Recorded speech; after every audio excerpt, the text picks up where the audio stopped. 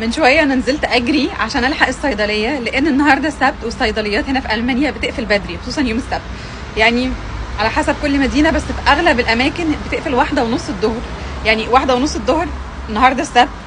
افتكرت ان انا عايزه اجيب حاجه من الصيدليه، وبعدين ببص في الساعه لقيتها 1:15 تقريبا او 1:15، فلبست بسرعه بسرعه ونزلت اجري بسرعه بسرعه. الحمد لله لحقتها يعني قبل ما تقفل. كنت عايزه اجيب علاج للبرد وكده، لان في حد عندنا في البيت هنا تعبان ومحتاج ياخد علاج ضروري.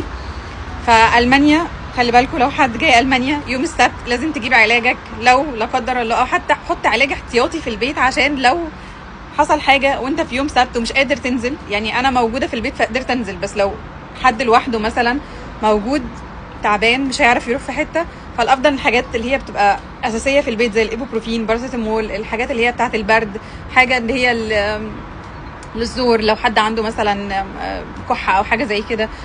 في حاجات زي كده ينفع تجيبها من الصيدليه من غير اي روشته، وبتفضل في البيت لوقت احتياجها. فده حل بديل لو حد يعني فاته ميعاد الصيدليه زي كده النهارده.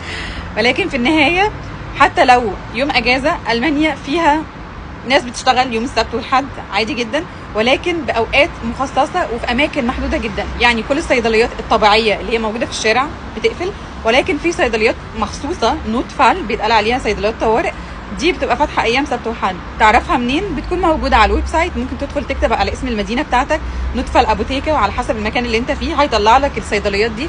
او لو حد لا قدر الله تعب راح مستشفى، في المستشفى بيدوا لك الليسته اللي فيها كل الصيدليات اللي فاتحه يوم السبت او يوم الاحد، فبتقدر تجيب منها الحاجه اللي انت عايزها.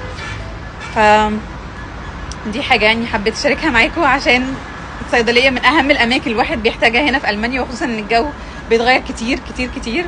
فخلي بالكم وهاتوا كل حاجه قبل يوم السبت. بس كده، تشاو.